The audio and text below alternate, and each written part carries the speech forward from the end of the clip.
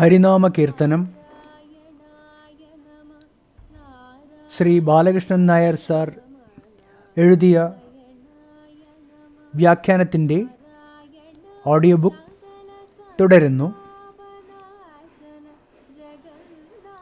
ഗുരുവന്ദനവും അദ്വൈത ബോധ അനുഭവത്തിനായി ഗുരുവിൻ്റെയും ഈശ്വരൻ്റെയും കാരുണ്യം വേണമെന്നുള്ള പ്രാർത്ഥനയും കഴിഞ്ഞ് ലക്ഷ്യം നേടാനുള്ള ചില പ്രധാന സാധനാക്രമങ്ങളും അനുഭവസ്വരൂപവും വിവരിക്കുകയാണ് ആചാര്യൻ മൂന്നാം പദ്യത്തിൽ. മൂന്നാം പദ്യം.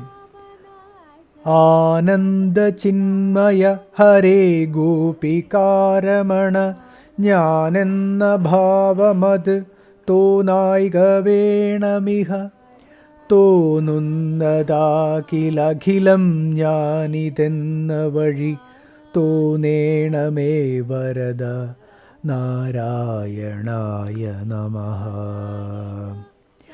ആനന്ദചിന്മയ, ആനന്ദവും ബോധവും സ്വരൂപമായിട്ടുള്ള ഹരേ, സർവപാപങ്ങളും ഹരിക്കുന്ന ഗോപികാരമണ, ഗോപികമാരെ രമിപ്പിച്ച അല്ലയോ ഉണ്ണിക്കണ്ണ, ഞാനെന്ന ഭാവമത്, ഞാൻ ഞാൻ എന്നിങ്ങനെയുള്ള അഹങ്കാരഭാവം ഇഹ ഈ ലോകത്തിൽ തോന്നായിക വേണം, തോന്നാൻ ഇടവരരുതേ.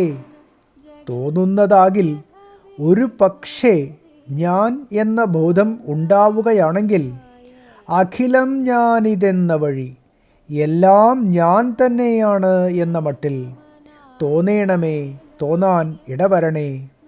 വരദ, ഏതു വരവും തരാൻ കഴിവുള്ള ഭഗവാനെ. നാരായണായ നമഃ, നാരായണനായ അങ്ങേക്ക് നമസ്കാരം. ആനന്ദവും ബോധവും സ്വരൂപമായിട്ടുള്ളവനും ഏതു പാപവും ഹരിക്കുന്നവനും ഗോപികമാരെ രമിപ്പിച്ചവനുമായ അല്ലയോ ഉണ്ണിക്കണ്ണ, ഞാൻ ഞാൻ എന്ന അഹങ്കാരഭാവം ഈ ലോകത്തിൽ തോന്നാൻ ഇടയാകാതെ അനുഗ്രഹിക്കണമേ. ഇനി ഞാൻ എന്ന ഭാവം തോന്നുകയാണെങ്കിൽ എല്ലാം ഞാൻ തന്നെ എന്ന അനുഭവം വന്നുചേരാൻ ഇടയാക്കണേ. ഏതു വരവും തരാൻ കരുത്തുള്ള ഭഗവാൻ നാരായണനായ അങ്ങേക്ക് നമസ്കാരം. ആനന്ദചിന്മയ ഹരേ ഗോപികാരമണ. പ്രപഞ്ചത്തിൻ്റെ പരമകാരണമായ പരമാത്മാവിനെ സാക്ഷാത്കരിച്ച് ഇവിടെ പലതില്ല എന്ന് ബോധിക്കുകയാണ് ജീവിത ലക്ഷ്യം. ഇത് നേടാൻ എന്താണ് മാർഗം? മനസ്സ് ഉള്ളിലൊതുക്കി ഏകാഗ്രപ്പെട്ടാലേ ആത്മസാക്ഷാത്കാരം സാധ്യമാവൂ. ഇതിന് ആദ്യമായി ബ്രഹ്മനിഷ്ഠനായ ഗുരുവിൽ നിന്നും വസ്തുസ്വരൂപം ഗ്രഹിക്കണം. തുടർന്ന് ഒരിഷ്ടദേവനെ തിരഞ്ഞെടുക്കണം. എന്നിട്ട് ആ ദേവനെ പരമസത്യത്തിൻ്റെ പ്രതീകമായി കൽപ്പിച്ച് ഉള്ളിൽ സദാ ധ്യാനിച്ചുറപ്പിക്കണം. 2 തരത്തിലാണ് ഇഷ്ടദേവതാധ്യാനം തുടരേണ്ടത്. ആദ്യമായി ദിവസം 1-2 പ്രാവശ്യം ഏകാന്ത സ്ഥലത്ത് ചെന്നിരുന്ന് ലോകസങ്കല്പങ്ങളെല്ലാം പുറന്തള്ളിയിട്ട് ഇഷ്ടദേവനിൽ തന്നെ മനസ്സിനെ ഉറപ്പിച്ചു നിർത്താൻ യത്നിക്കണം. ഈ ധ്യാനം കൃത്യമായി തുടരണം. അതോടൊപ്പം ലോകകാര്യങ്ങളിൽ ഏർപ്പെടുന്ന മറ്റു സമയങ്ങളിലെല്ലാം തരം കിട്ടുമ്പോഴൊക്കെ ഇഷ്ടദേവതാരൂപം സ്മരിക്കാൻ യത്നിക്കണം. ഈ 2 ധ്യാനക്രമങ്ങളും പരസ്പര പോഷകങ്ങളാണ്. ലോകവ്യവഹാരവേളയിൽ ഭഗവത് സ്മരണ നിരന്തരമായി വരുന്തോറും ഏകാന്തധ്യാനത്തിൽ മനസ്സിൻ്റെ ഏകാഗ്രത കൂടി വരും. തുടർന്ന് ഏകാന്തധ്യാനവേളയിൽ ഇഷ്ടദേവതാരൂപം ഉള്ളിൽ ചൈതന്യമുറ്റ് പ്രകാശിക്കുന്നതായി അനുഭവപ്പെട്ടു തുടങ്ങും. അതോടൊപ്പം ലോകകാര്യങ്ങളിൽ ഏർപ്പെടുമ്പോൾ ഈശ്വരസ്മരണ നിരന്തരമായി തീരുകയും ഭഗവാൻ സദാ തൻ്റെ കൂടെ ഉണ്ടെന്ന് തോന്നുകയും ചെയ്യും. ചിത്തം മലിനതകൾ മാറി ശുദ്ധീകരിക്കപ്പെടും. അതോടെ ഉള്ളിലും പുറത്തും ഇടതിങ്ങി നിറഞ്ഞു നിൽക്കുന്ന ബോധാനന്ദ സ്വരൂപമായ ആത്മസത്യം തെളിയാനും തുടങ്ങും. വസ്തുസ്വരൂപഗ്രഹണം, ഇഷ്ടദേവതാ സ്വീകാരം, നിരന്തര ധ്യാനം, ചിത്തശുദ്ധി, വസ്തുവിൻ്റെ പ്രത്യക്ഷ അനുഭവം ഇതാണ് ക്രമം. ആനന്ദചിന്മയ എന്ന പദം കൊണ്ട് വസ്തുസ്വരൂപ ഗ്രഹണത്തെയാണ് സൂചിപ്പിച്ചിരിക്കുന്നത്. ഗോപികാരമണ എന്ന സംബോധന കൊണ്ട് ഇഷ്ടദേവതാ സ്വീകാരത്തെ സൂചിപ്പിക്കുന്നു. കാമമാലിന്യത്തോടുകൂടി തന്നെ ഭജിക്കാനെത്തിയ ഗോപികമാരെപ്പോലും ശുദ്ധാത്മാക്കളാക്കി സായുജ്യത്തിന് അർഹരാക്കി തീർത്ത ഭഗവാൻ ഭക്തരിൽ സദാ കാരുണ്യനിധിയായി വർത്തിക്കുന്നവനാണെന്ന് സൂചന. വസ്തുബോധവും ഇഷ്ടദേവതാ ധ്യാനവും ഉറയ്ക്കുന്നതോടെ കളങ്കങ്ങളെല്ലാം അകന്ന് ചിത്തം ശുദ്ധീകരിക്കപ്പെടുമെന്നാണ് ഹരേ എന്ന സംബോധന കൊണ്ട് സൂചിതമാകുന്നത്. സച്ചിദാനന്ദമായ സത്യവസ്തു ആദ്യമേ തെളിഞ്ഞു കിട്ടുക ആർക്കും എളുപ്പമല്ല. ഏതെങ്കിലും ഒരു രൂപത്തെയോ നാമത്തെയോ ആശ്രയിക്കാതെ മനസ്സിന് ഏകാഗ്രപ്പെടാനും സാധ്യമല്ല. ഏകാഗ്രപ്പെടുന്ന ചിത്തം ശുദ്ധി നേടി സത്യാനുഭവ സമർത്ഥമായിത്തീരുന്നു. വാസിഷ്ഠത്തിൽ വസിഷ്ഠൻ രാമനെ ഇങ്ങനെ ഉപദേശിക്കുന്നു: സാകാരം ഭജ താവത് ത്വം യാവത് തത്വം പ്രസീദതി നിരാകാരേ പരേ തത്വേ തതസ്ഥിതിരനുത്തമ. അല്ലയോ രാമ, ആദ്യം ഏതെങ്കിലും ഇഷ്ടദേവതയുടെ സാകാര രൂപം ധ്യാനിച്ചുറപ്പിക്കൂ. ചിത്തം ശുദ്ധമായി പ്രസന്നമാകുന്നതോടെ ഇത് തുടരണം. തുടർന്ന് നിരാകാരമായ പരമതത്വത്തിൽ ഉറപ്പുറ്റ സ്ഥിതി വന്നുചേരും. ഈ ഉപാസനാക്രമമാണ് ആദ്യത്തെ 3 സംബോധനകളിൽ ആചാര്യം ഉള്ളടക്കം ചെയ്തിരിക്കുന്നത്. ഞാനെന്ന ഭാവമത് തോന്നായിക വേണമിഹ. സച്ചിദാനന്ദ സത്യത്തിൽ മായാശക്തി സ്പന്ദിച്ച് ജഡരൂപങ്ങളെ ഉളവാക്കുന്നതോടെ സൂക്ഷ്മ ജഡരൂപങ്ങളിൽ പ്രതിഫലിക്കുന്ന ബോധാംശമാണ് അഹങ്കാരമെന്ന് നാം കണ്ടുവല്ലോ. ഇതുതന്നെയാണ് ജീവൻ. പ്രാണനും മനസ്സുമാണ് മായയുടെ സൂക്ഷ്മ ജഡരൂപങ്ങൾ. പ്രാണൻ്റെയും മനസ്സിൻ്റെയും ഓരോ സ്പന്ദനവും ഈ അഹങ്കാരബോധം ഉൾക്കൊള്ളുന്നുണ്ടെന്ന് അറിയേണ്ടതാണ്.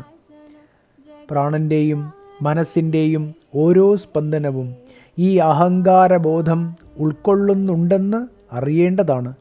ഈ തത്വം ഗ്രഹിക്കാത്തതുകൊണ്ടാണ് ഭൗതിക ശാസ്ത്രജ്ഞന്മാർ ജീവൻ്റെ രഹസ്യമെന്തെന്നറിയാതെ ഇന്നും ഉഴലുന്നത്.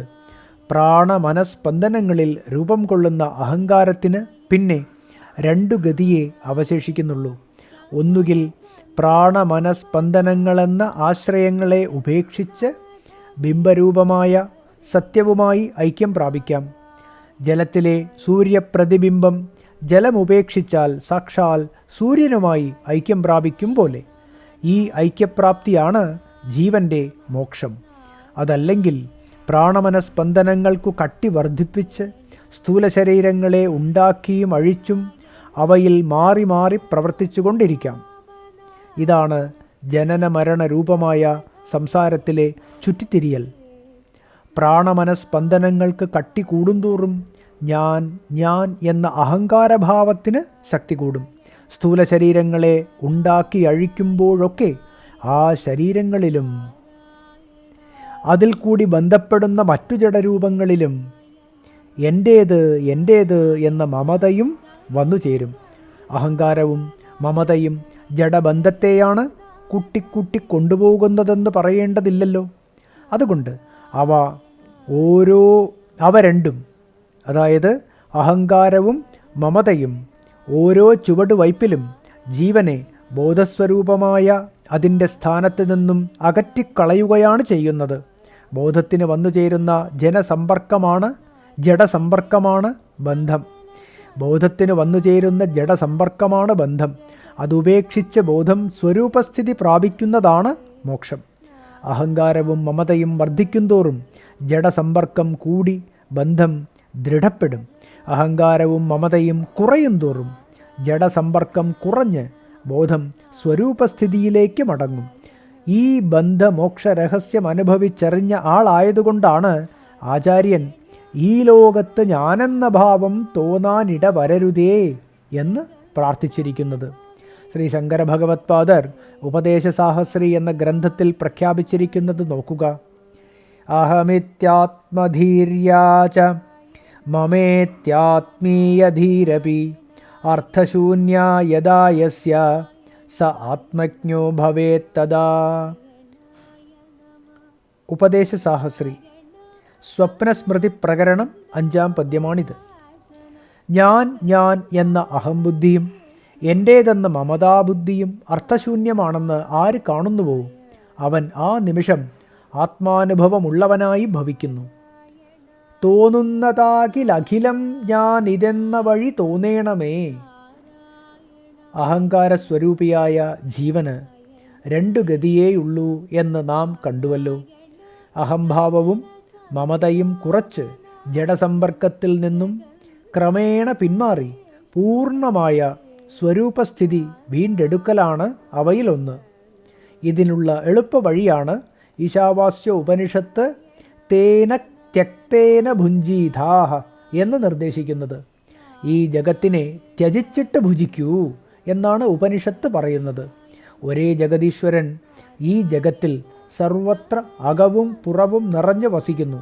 അതുകൊണ്ട് ഒരല്പബോധം സ്വയം ഞാൻ വേറെയാണെന്ന് അഭിമാനിക്കുന്നതിനോ ഇവിടെ ചിലതൊക്കെ എൻ്റേതാണെന്ന് അഭിമാനിക്കുന്നതിനോ യാതൊരർത്ഥവുമില്ല. അതുകൊണ്ട് ഒരിക്കൽ കൂടി വായിക്കാം. ഈ ജഗത്തിനെ ത്യജിച്ചിട്ട് ഭുജിക്കൂ എന്നാണ് ഉപനിഷത്ത് പറയുന്നത്. ഒരേ ജഗദീശ്വരൻ ഈ ജഗത്തിൽ സർവത്ര അകവും പുറവും നിറഞ്ഞു വസിക്കുന്നു. അതുകൊണ്ട് ഒരല്പബോധം സ്വയം ഞാൻ വേറെയാണെന്ന് അഭിമാനിക്കുന്നതിനോ ഇവിടെ ചിലതൊക്കെ എൻ്റേതാണെന്ന് അഭിമാനിക്കുന്നതിനോ യാതൊരർത്ഥവുമില്ല. ഇപ്പോൾ ഞാൻ ഈശ്വര സ്വരൂപത്തിൽ നിന്നും വേറെയല്ലെന്നും ഇവിടെ കാണപ്പെടുന്നതെല്ലാം ഈശ്വരൻ്റേതാണെന്നും ഭാവന ചെയ്യണം. ഇതാണ് യാഥാർത്ഥ്യം.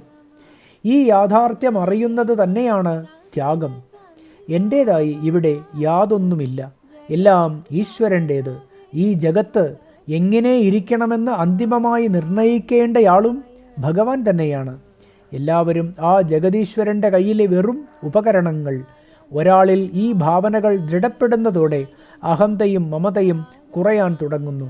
ഭഗവാന്റെ കയ്യിലെ ഉപകരണമെന്ന നിലയിൽ സ്വകൃത്യങ്ങൾ വിട്ടുവീഴ്ച കൂടാതെ അനുഷ്ഠിക്കവേ തന്നെ രാഗദ്വേഷ മതമത്സര്യാദി മലിനതകൾ ചിത്തത്തെ വിട്ടകലുന്നു. തുടർന്ന് ജഡസമ്പർക്കം ക്രമേണ മാറി അഹങ്കാരം ശീതളതയും പ്രസന്നതയും നിറഞ്ഞ ശുദ്ധബോധമായി വികസിക്കുന്നു. ബോധത്തിൻ്റെ വികാസം വർദ്ധിക്കുന്തോറും ഈ ജഗത്തിന് മുഴുവൻ ആശ്രയമായ ബോധം ഞാൻ തന്നെയാണെന്ന് സൂര്യതുല്യം സംശയമെന്നെ തെളിയും. പരമമായ ആനന്ദവും ശാന്തിയും സംജാതമാകും. ജനന മരണങ്ങളറ്റ സനാതന സത്യമാണ് താനെന്നും ഉറപ്പുവരും. ചുരുക്കത്തിൽ ആത്മസാക്ഷാത്കാരം ബ്രഹ്മസാക്ഷാത്കാരത്തിലേക്ക് നയിക്കും. അതോടെ ഈ കണ്ടതെല്ലാം ഞാൻ തന്നെ എന്ന് അനുഭവിക്കാറാകും. ഇതാണ് അല്പം ത്യജിച്ച് പൂർണ്ണം വരിക്കുന്ന പ്രക്രിയ. ഈ സാക്ഷാത്കാര രഹസ്യം തന്നെയാണ് അനുഭവവേദിയായ ആചാര്യൻ തോന്നുന്നതാകിലഖിലം ഞാനിതെന്ന വഴി തോന്നേണമേ എന്ന ഭാഗം കൊണ്ട് വെളിപ്പെടുത്തിയിരിക്കുന്നത്. ഭഗവാൻ ഗീത 13-ാം അധ്യായത്തിൽ പ്രഖ്യാപിച്ചിരിക്കുന്നത് നോക്കുക. ഗീത 13:30 പദ്യം. യഥാ ഭൂതപൃഥഗ്ഭാവമേകസ്ഥമനുപശ്യതി തദ ഏവ ച വിസ്താരം ബ്രഹ്മ സമ്പദ്യത്തെ തദാ. വിവിധ പ്രപഞ്ച ഘടകങ്ങളിൽ വേറെ വേറെയായി നിൽക്കുന്നത് പോലെ കാണപ്പെടുന്ന സത്യം ഒരാൾ തന്നിൽ കണ്ടെത്തുമെങ്കിൽ അവിടെ നിന്ന് അതപ്പോൾ തന്നെ ജഗദ്വ്യാപിയായി വളർന്ന് വികസിച്ചുകൊള്ളും. വരദ നാരായണായ നമഃ. ആത്മസാക്ഷാത്കാരത്തിനുള്ള ശ്രമം മനുഷ്യജീവിതത്തെ ഭൗതികവും ആധ്യാത്മികവുമായ തലത്തിൽ പൂർണ്ണധന്യതയിൽ കൊണ്ടെത്തിക്കുന്നു എന്നാണ് വേദാന്തമതം. ആത്മാന്വേഷണമില്ലാത്ത ഭൗതികത സമ്പൂർണ്ണ നഷ്ടത്തിലും അശാന്തിയിലും കലാശിക്കുമെന്ന് പറയേണ്ടതില്ലല്ലോ. ബോധത്തിൻ്റെ ശുദ്ധ വികാസം മുന്നേറും തോറും ഭഗവാൻ കാരുണ്യം വർഷിച്ച് സകലതും നേടിത്തരുന്നു എന്ന തോന്നലാണുണ്ടാവുക. ഈ അനുഭവ രഹസ്യം കൂടി സൂചിപ്പിച്ചുകൊണ്ടാണ് വരദനായ നാരായണ അങ്ങേക്ക് നമസ്കാരം എന്ന് പറഞ്ഞിരിക്കുന്നത്. പൂർണ്ണമായ സത്യസാക്ഷാത്കാരത്തോടെ അഖിലം ഞാൻ തന്നെ എന്ന് അനുഭവിച്ചറിയാൻ കഴിയും.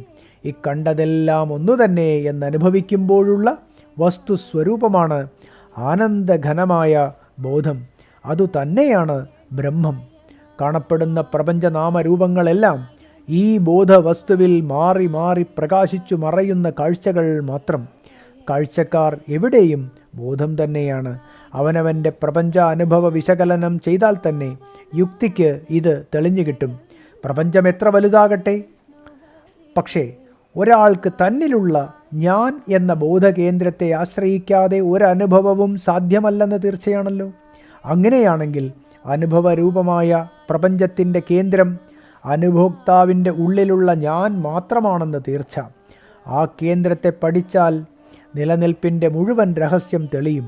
യുക്തിയുടെ മണ്ഡലത്തിൽ അനിഷേധ്യമായി വിളങ്ങുന്ന ഈ വസ്തുത വെളിപ്പെടുത്തിത്തരാനാണ് ആചാര്യർ അടുത്ത പദ്യത്തിൽ ഒരുമ്പെടുന്നത്. ഹരിനാമകീർത്തനം ഓഡിയോ ബുക്ക് തുടരുന്നതാണ്.